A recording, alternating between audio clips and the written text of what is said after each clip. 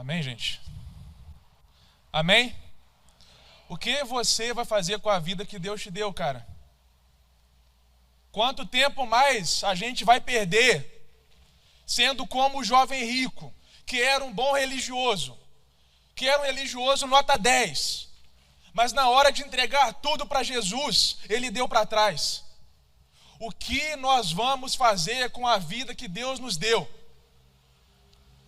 Quanto tempo mais nós vamos perder sendo religiosos vazios, inócuos, que se sustentam com migalhas? Cara, a Isa e o Joalen, eles falaram tudo que eu meditei durante a semana. Porque eu escrevo lá no meu blog, só que antes de publicar eu escrevo no meu celular e depois eu publico no meu blog. E eu escrevo o que Deus manda eu escrever. Tem textos que eu vou lá, estudo, filosofia, teologia, tal, mas muitos Deus me entrega e eu só redijo. E Deus me deu 2 textos essa semana.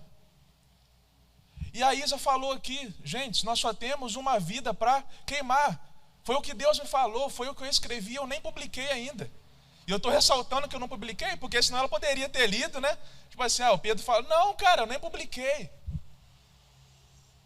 Depois ela falou de estragar a liturgia do culto, de atrapalhar a liturgia, estragar no bom sentido, atrapalhar a liturgia. Mano, é a mesma coisa que Deus me falou. Eu fiz um texto, esse eu cheguei a publicar, mas ela eu acho que não leu, que eu não divulguei nem nada. Falando, Jesus, atrapalha o nosso culto.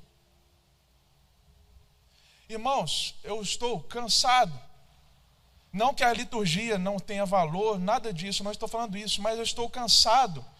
Não estou falando dessa igreja, da igreja XYZ, estou falando da condição espiritual, da igreja de uma forma em geral.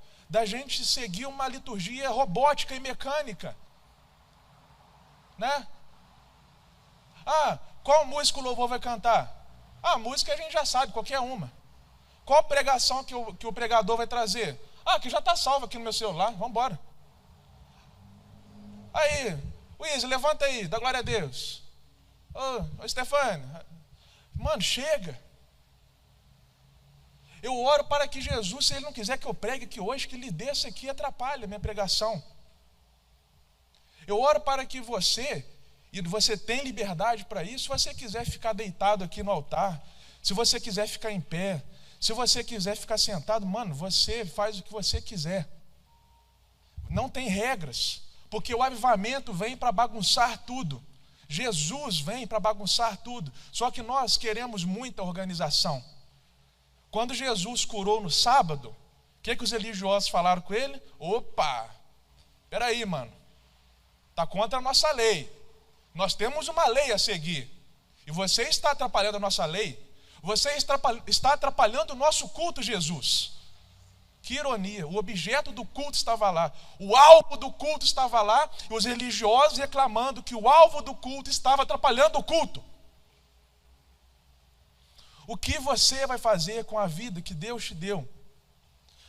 Eu estou pensando no meu propósito. Irmão, o seu propósito é manifestar a sua filiação, como foi falado aqui no vídeo pelo Todd White.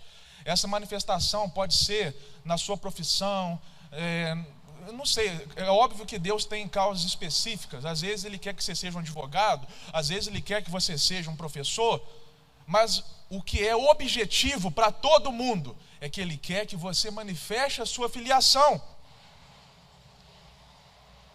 O avivamento vem quando a gente quiser que Ele venha, porque Ele só não veio até agora porque a gente está conseguindo viver sem Ele. A gente vem para o culto, fica, quando será que está o jogo do Botafogo, hein? Nossa, está demorando demais a pregar, o louvor está se estendendo, eu tenho que ir embora para casa, eu tenho que trabalhar amanhã. Alguém viu o tempo passar, semana passada aqui? Quem estava aqui? Alguém viu o tempo passar? Atrapalhou a rotina de alguém? Atrapalhou, porque Deus chutou a agenda, né?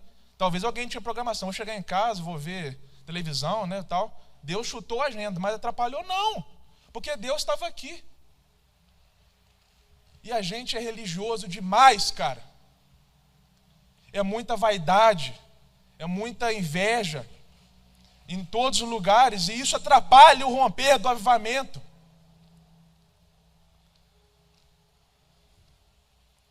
O que você vai fazer com a vida que Deus te deu? Porque o mundo está esperando você. Abra lá sua Bíblia em Romanos. Capítulo 8, versículo 19. Outra coisa que o Joalen falou aqui, ele não sabia o que eu ia pregar. Irmão, graças a Deus está tudo vindo aqui do Espírito Santo até agora. E que permaneça assim. Senhor Jesus, nós oramos, Senhor, para que venha o avivamento. Por que não hoje, Senhor? Por que não agora? Por que não neste culto? Ó Senhor, nós não queremos mais viver sem o avivamento. Nós não queremos ser bons religiosos, que seguem os mandamentos a vida inteira, mas na hora de dar tudo para o Senhor, nós não damos.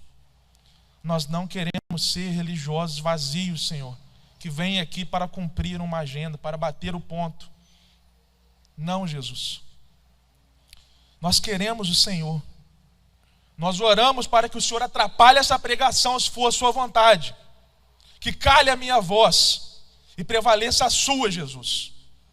Que a atmosfera espiritual esteja nessa igreja essa noite. Que os anjos se manifestem.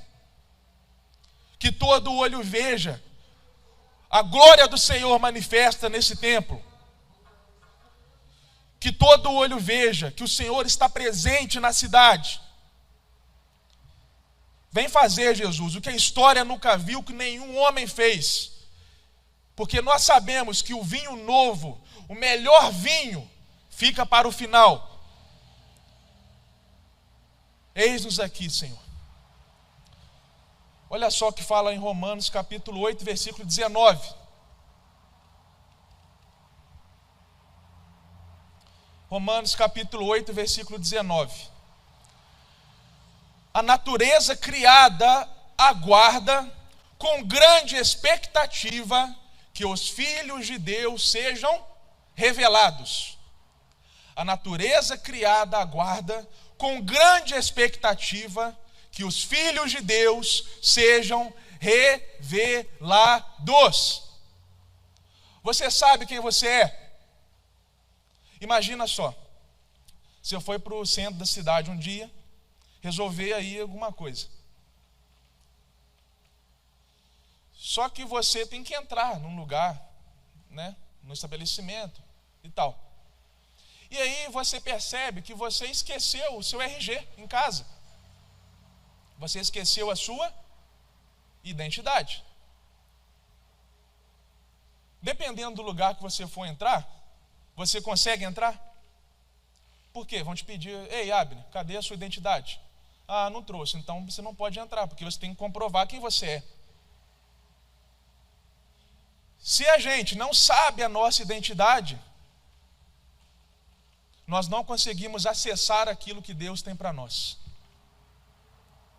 Se nós não sabemos a nossa identidade, irmão, nós nos contentamos com migalhas e não com o pão da vida.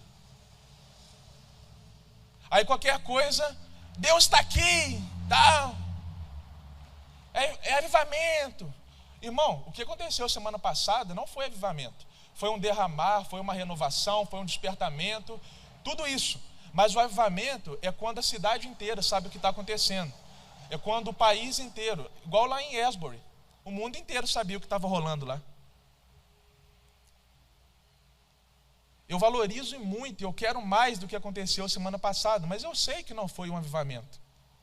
Avivamento, irmãos, é quando a gente for guerreiro aqui e persistente e ficar aqui até Deus vier. Até Deus vir. Opa, o Pedro, você está falando que o avivamento virá na força do nosso braço? Deixa eu contar uma parábola para vocês. Existiu uma viúva na cidade que ela queria conseguir algo do justo juiz. A viúva queria conseguir algo do juiz. E a viúva foi lá na porta do juiz. Ei, juiz, eu quero tal coisa, atenda o meu pedido. Não quero nem saber de você, porque a Bíblia fala que esse juiz não temia nem a Deus nem aos homens. O que a viúva fez, meu irmão? Ela foi para casa, beleza, tá bom. O que ela fez? Hein? Não entendi, gente. Fala aí, você está aí? Insistiu. Segundo dia. Estou aqui de novo, juiz. Eu quero conseguir o que eu queria, me atende. Não vou te atender, eu não temo nem a Deus nem aos homens. Irmão, moral da história. De tanto ela insistir, de tanto ela persistir, ela conseguiu o que ela queria daquele juiz. Por isso que chama-se a parábola da viúva persistente. É uma parábola. Jesus contava parábolas para fazer analogias com a vida real. Quem é o juiz? Deus, Jesus. Quem é a viúva? Tinha que ser a gente, né? Tinha que ser nós. Irmãos, o avivamento do país de Gales, ele começou, sabe por quê? Porque um jovem chamado Evan Roberts, ele clamou durante anos e anos e anos e anos pelo avivamento, pelo renovo, pelo derramar, porque ele não aguentava mais a esterilidade espiritual. O avivamento de Esborough, sabe como começou? Os jovens simplesmente se recusaram a ir embora do culto. Será que tem meia dúzia aqui que vai persistir até vir a presença de Deus ou não, gente? Amém ou não, gente? Não sinta forçado a nada, tá? Eu estou pregando não é para você, é para nós. Para nós. Se você tem que ir embora, porque amanhã você vai trabalhar, hoje você trabalha, você tem dever de casa, faculdade, amém, irmãos. Ninguém vai te julgar. Mas aí, está aí a parábola da viúva persistente, para não falar que o Pedro está achando que é da força do braço. Não, Jesus que falou mesmo. E a história mostra que avivamento vem também por causa da persistência. Homens que se recusam a ir embora do culto até Deus se manifestar. Homens que não se contentam em levantar o braço porque mandaram, ou fingir que Deus está ali, ou se alimentar com as migalhas. Irmão, só se alimenta com migalhas quem já está suficientemente cheio dos banquetes da Babilônia. Porque você já foi no rodízio de churrasco, Adson? Você fez o que antes de ir para o rodízio? Você ficou sem comer ou você bateu um pratão antes de ir? Nem tomou café. Jejum. Eu também.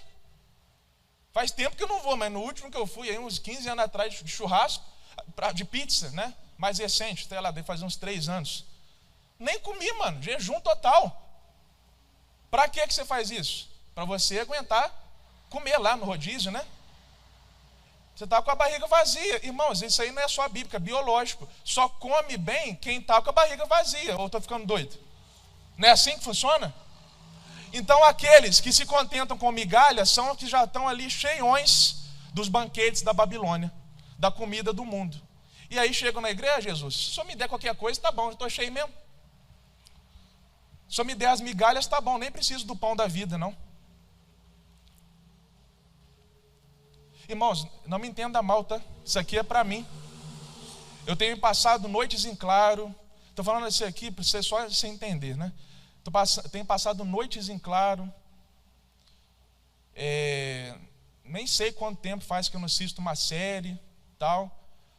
Porque eu tenho sido incomodado por Deus. Eu estou com uma insatisfação com a minha condição espiritual, primeiramente falando. Eu estou insatisfeito. Eu não quero mais migalhas.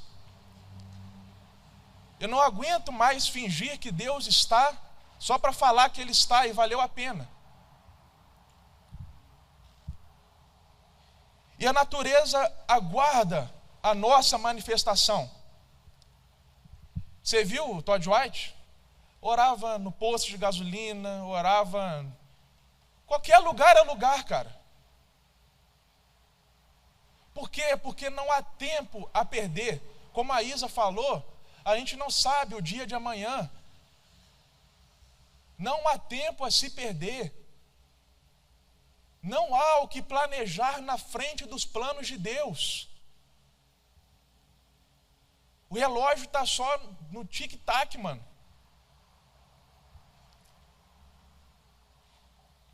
Você sabe quem você é? Você sabe a sua identidade? Olha só o que diz um teólogo: o cristão é uma pessoa estranha. Ele está tanto morto como vivo. É miserável e glorioso. Dirige-se para baixo e para cima ao mesmo tempo. Pois, à medida que ele morre para o pecado e miséria, e a morte natural aproxima-se, vive a vida da graça e cresce cada vez mais até alcançar a glória. Porque muitos só se atêm: eu sou miserável, eu sou pecador. Sim, a Bíblia fala que nós somos, mas ela também diz que nós somos um com Deus.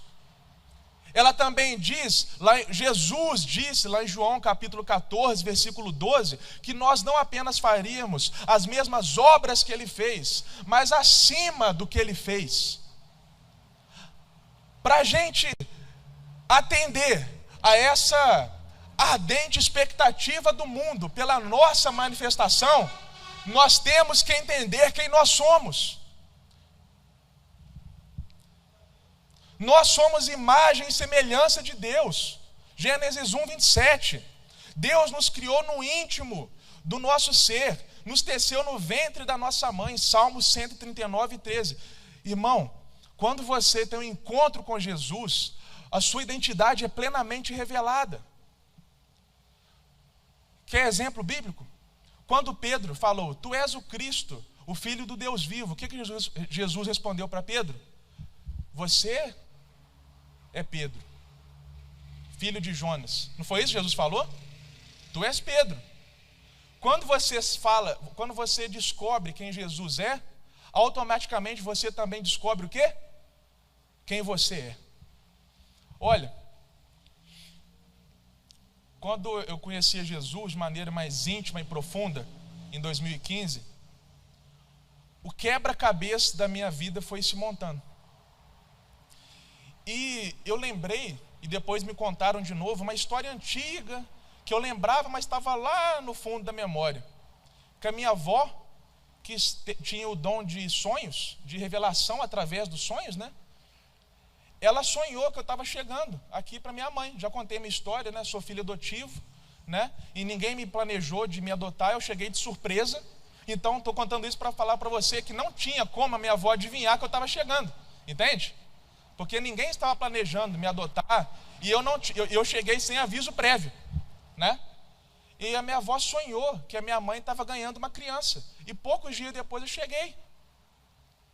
Quando eu vi isso, quando Deus me revelou isso novamente, Deus também falou: Pedro, você é como Moisés, porque eu te guardei por um propósito. Irmão, você acha que Deus guardou Moisés para quê? Para ele ficar de boa? Para ele curtir a vida? Deus guardou Moisés naquele cesto de junco lá, no palácio do Egito, para ele ficar de boa. Para ele ser uma lata barulhenta só? Não. Deus guardou Moisés para Moisés salvar o povo, para Moisés liderar a libertação do povo hebreu no Egito. Então Deus falou: Pedro, assim como eu fiz com Moisés, eu te guardei. Você veio para cá por um propósito. É por isso que eu falo tanto do avivamento em Juiz de Fora, porque eu tenho certeza que isso faz parte do meu propósito. Deus me colocou aqui nessa cidade por um propósito. Você tem que ter esse encontro com Jesus, se você não teve ainda, para revelar quem você é, meu amigo. Para você saber quem você é. Senão, quando falar: ora lá pela cura do fulano. Não sei. Será que dá mesmo? Enquanto você não descobrir quem você é, você vai ficar em dúvida.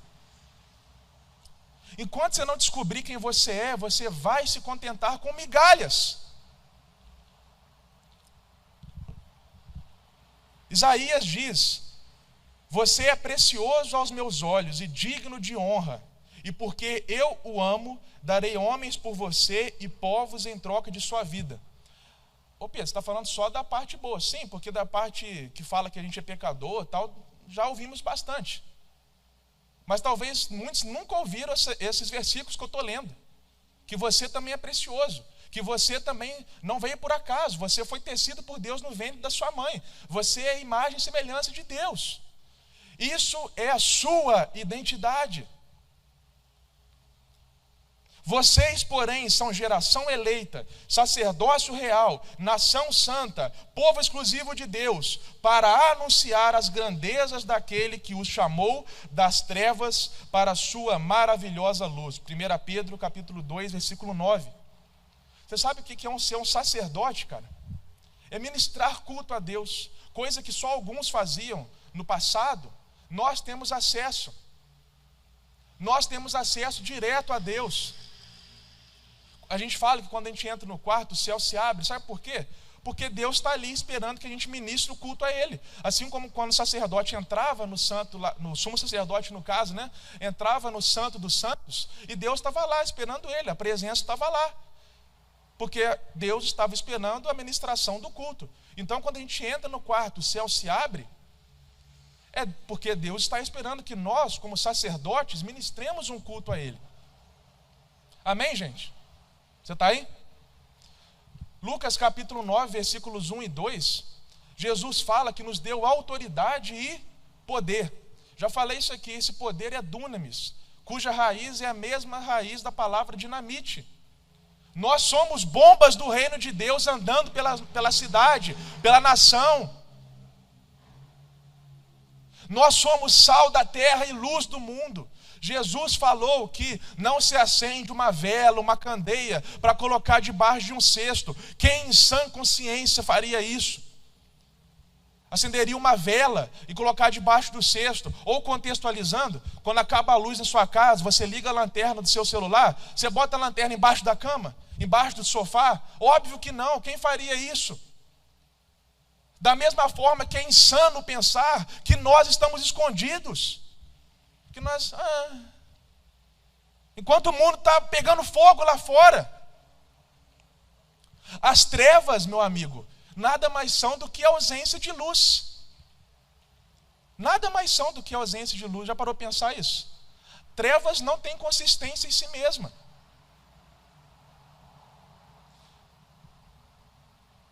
Só vai vir trevas aqui se apagar essa luz. Mas à medida que a luz se acende, as trevas se dissipam na hora. Na hora. Deus não batalha com o diabo. O diabo é um cachorro preso na coleira de Deus. Deus é soberano. Mas eu quero te falar o seguinte: o diabo, ele sabe muito bem o destino dele. O diabo sabe que ele vai para o lago de fogo e enxofre. Ele sabe que não tem mais jeito. Se tivesse jeito, a gente pregava para ele, para converter ele. Mas não tem, a Bíblia fala, já era, acabou, game over. Lago de fogo e enxofre, fim de papo.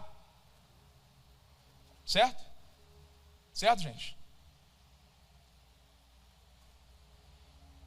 Mas ele acorda, ele levanta todos os dias, motivado, não para alterar o destino dele, porque ele sabe para onde vai, mas para alterar o meu destino e o seu destino. Porque ele sabe que o nosso, ele pode fazer a nossa cabeça, se assim nós permitirmos. Ele sabe que nós podemos ficar fora do acesso daquilo que Deus escreveu para nós desde a fundação do mundo. Então, todos os dias, mesmo sabendo o destino dele, o diabo levanta para atrapalhar o meu destino, o seu destino.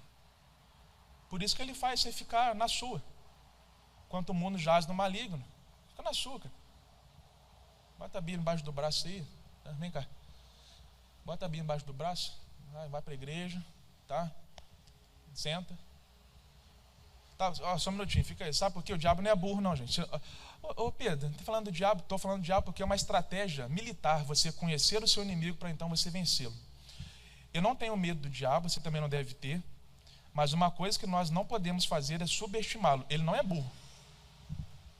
E muita gente acha que o diabo é assim, ó, igual com Jó, tá? Ô Deus, tá vendo Jó ali? Não, fica aí. Agora você é Deus. Deus, tá vendo Jó ali? Sabe o que eu quero fazer com Jó? Eu vou esconder o par de tênis preferido dele. Tá? Tipo assim, é uma coisa que ele vai sentir? Vai. Tipo assim, vamos supor que esse boneco, o Adson, tá o preferido dele. Deixa eu pegar, pode pegar? Não, dá aí rapidinho, eu vou sujar não. Rapidinho, só para ilustrar aqui. Então isso daqui, ó, finge que isso aqui. Então, segura aí. Ó, brinquedo preferido do Adson. Brinquedo preferido dele. Se eu pegar isso aqui, o Adson vai ficar bolado. Fica bolado. Bolado. Peguei o brinquedo dele. Mas, tipo assim, ele está morrendo ali. Tipo assim, amanhã ele compra outro, certo? Passou. Daí amanhã está com outro. Amanhã ele esqueceu do brinquedo. Amém, gente?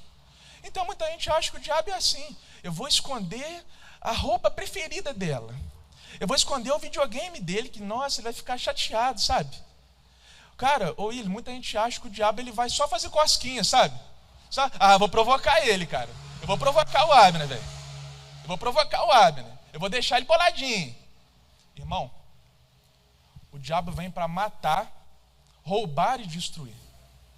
O diabo, olha só o que Deus teve que falar com o diabo. Aqui, faz tudo, só não mata Jó, tá? Por que Deus teve que falar isso? Porque simplesmente o diabo ia matar Jó se ele pudesse. Concorda, gente? Se Deus teve que avisar, faz tudo, só não mata ele, tá?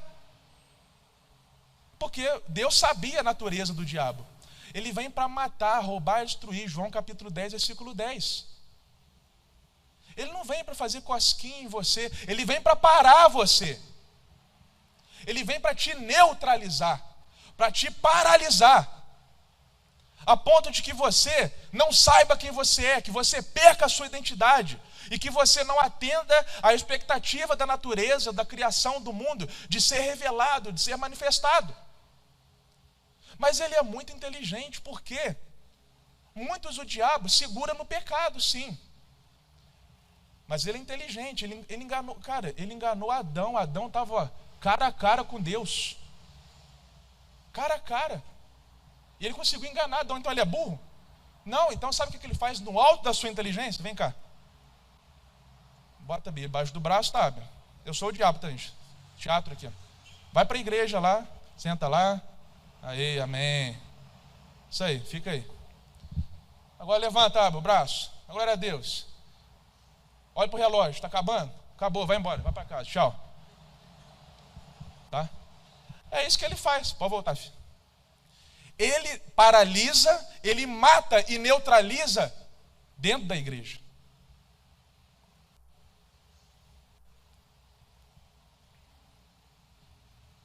Sabe por quê? Porque a melhor armadilha que tem é uma jaula aberta, com a porta aberta. Alguém já caçou passarinho aí? Eu nunca, né, mas já vi em filme, desenho, né? Nem pode, né, gente? É contra o meio ambiente aí, não façam isso. Mas, já fez? Então, como é que é? Bota uma caixinha de sapato, né? A comida e ele vai lá, ele percebe que entrou na caixa de sapato? Não, só depois que fecha, né? Não é isso? Tô viajando, é certo, Watson? Depois que ele entra só, né? Aí que ele está preso lá dentro, ele viu que já era, né? O diabo mantém gente dentro da jaula a vida inteira, sem a pessoa saber que está na jaula. E aí quando chega na hora dela, e ela acorda com a porta fechada, no lugar que não tem saída, lugar de choro, ranger de dentes, estou no inferno. Ei, tem como sair? Parábola do rico e do Lázaro. Me tira daqui alguém. Avisa para os meus amigos lá, familiares, que existe mesmo. Parábola do rico e do Lázaro. E aí já era, meu amigo. Aí, fechou a jaula.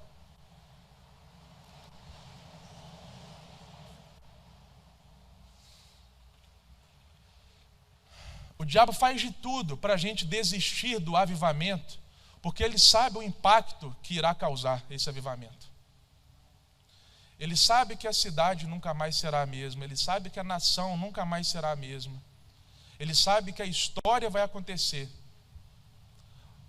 Ontem, Deus me falou: olha, bem-aventurados os que participarem do avivamento em Juiz de Fora, porque o nome de vocês estará escrito na galeria dos heróis da fé.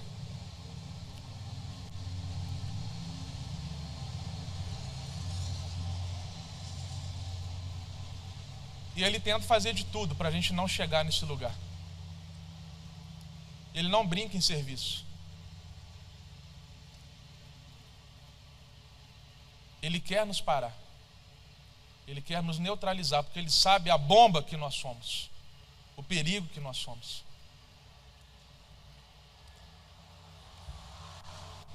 Para finalizar,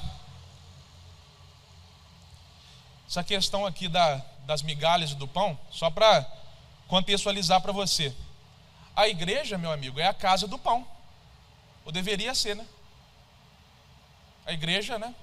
Qualquer igreja, né? Sabe por quê? Olha só a figura de linguagem que Deus usa. Se eu estiver errado, me corrijam aí, por favor. Lá em Êxodo, o que Deus mandou eles fazerem? Colocar os pães da proposição. O que os pães da proposição representavam? A presença de Deus. Os pães da proposição eram sagrados. Eram a representação da presença de Deus. Então quem ia no templo sabia que tinha o que lá dentro? Hein? Pão. Certo?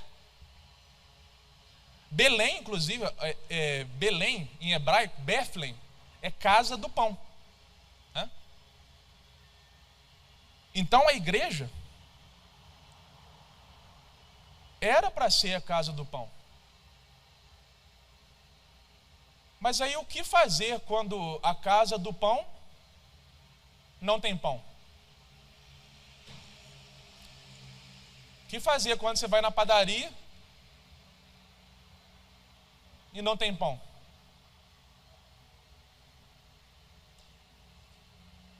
Nos contentamos com migalhas, talvez, né?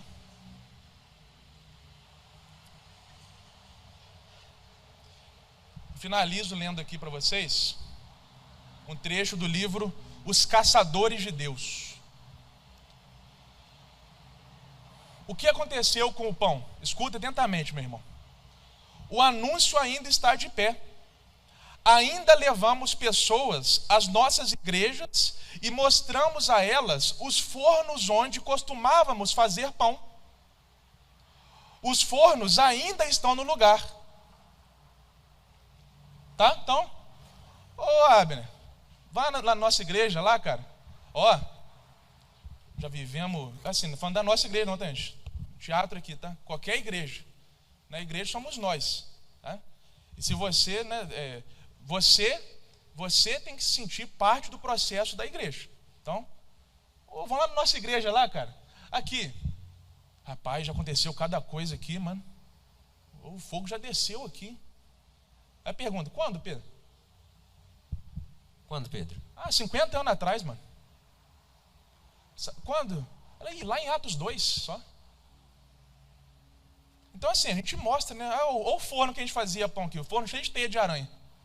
Todo mofado já. Mas a gente continua, vamos lá para a igreja, galera, vamos lá. Aí, e às vezes, como eu falei, né? É muito fácil fazer igual Adão e botar a culpa no outro, né? Ô Abner, por que você não vem na igreja? Pô, você é sem vergonha, mano. Você não vem porque você é cara de pau. Não, às vezes a culpa é minha. Porque eu chamei ele para a casa do pão e não estou dando pão para ele. Ele vai voltar aqui? Você voltaria no restaurante? Já pensou, Watson? Você planejou no restaurante com a Gabi. Nossa, botou a melhor roupa, chegou lá, todo perfumadinho. Chama o garçom. Senhor Watson, desculpa, cara, mas não tem comida aqui hoje. Você volta lá? Não, os jovens não vêm na igreja porque eles não querem nada com Deus. Muitos realmente não, mas muita culpa é nossa. É nossa, mano. Porque como eu falei com o João isso aí. A gente toca os louvores, não que Deus mandou. Mas a gente toca aquilo. Vamos tocar qualquer um, mano, qualquer um. A gente prega aquilo que já está salvo. Para não gastar tempo, estou abafado. A gente dá aula sobre o que já está pronto ali. A gente não quer gastar tempo com Deus. Aí não dá pão para quem quer pão. Aí o cara não volta.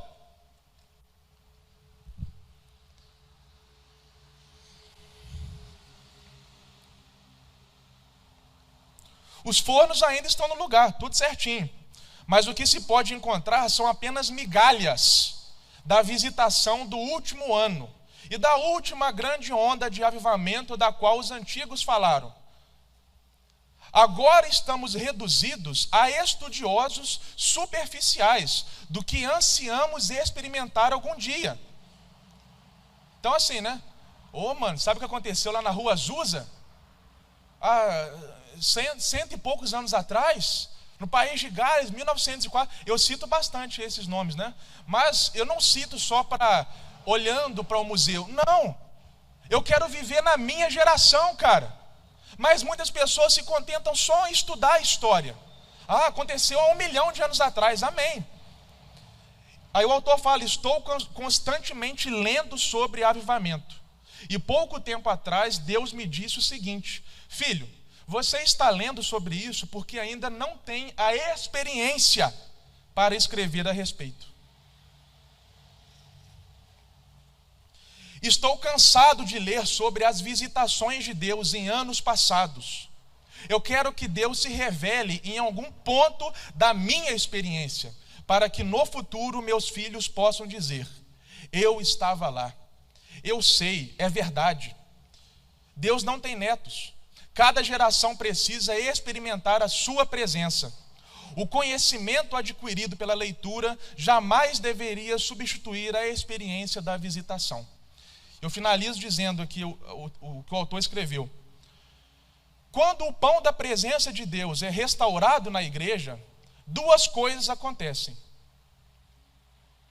Aí ele cita o exemplo de Noemi com Ruth. Noemi era uma filha de Deus que havia deixado a casa do pão quando a mesa ficou vazia. Então a mesa ficou sem pão, ela foi embora, meteu o pé. Mas ao ouvir falar que Deus restaurou o pão a Belém, a casa do pão, ela voltou rapidamente. Os pródigos voltarão andando para Belém, vindos de Moabe, pois eles sabem que há pão na casa, e eles não virão sozinhos. Noemi voltou para a casa do pão, acompanhada de Ruth, que nunca havia estado lá antes. Os que nunca foram salvos virão. Como resultado, Ruth se tornou parte da linhagem messiânica de Jesus, quando se casou com Boaz e deu à luz um filho chamado Obed, que foi o pai de Jessé, pai de Davi. Olha só o que o autor diz: a futura realeza aguarda as nossas atitudes estimuladas pela fome. Se o louvor quiser vir, tá isso. Amém, gente? Olha só o que uma atitude de fome pode causar. A fome de Ruth fez com que ela participassem da linhagem de Jesus, só isso. Ela só deu origem a Jesus. Olha o que a sua fome pode gerar. Sabe o que a sua fome pode gerar hoje? Sabe, irmão? O que pode gerar hoje a sua fome? Avivamento em Juiz de Fora. Como eu li aqui, com o avivamento, os que foram embora voltam. Os que nunca estiveram virão. Os que estão serão despertados. A cidade será mudada. A história será escrita. E o que nunca nenhum homem fez, todo olho verá. Por quê? Por causa de uma atitude de fome. Eu finalizo dizendo para a gente clamar a Deus. Eu estava orando, sabe isso? Ao Senhor esses dias, semana retrasada. Senhor, eu quero avivamento, eu não aguento mais viver sem avivamento. Sabe o que Deus respondeu? Sabe o que Jesus respondeu? Dê tudo o que você tem. O avivamento virá quando nós dermos tudo o que nós temos. Tudo, irmãos.